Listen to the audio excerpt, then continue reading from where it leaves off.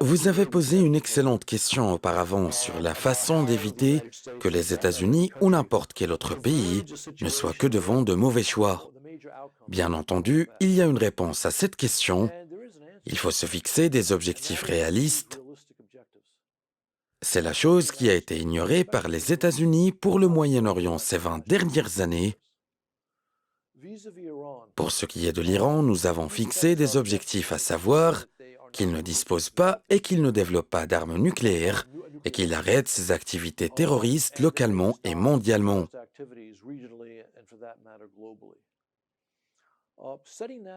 Fixer ces objectifs veut dire qu'on se projette dans une situation d'échec si l'on prend en considération le raisonnement des Iraniens.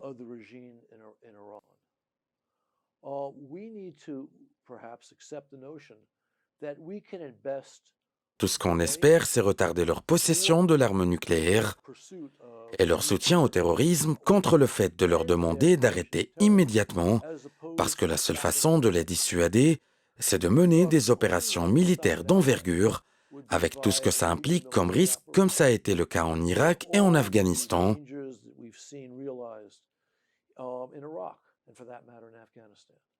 Vous savez bien que nous avons suivi une politique sage pour stopper l'Union soviétique après la Seconde Guerre mondiale.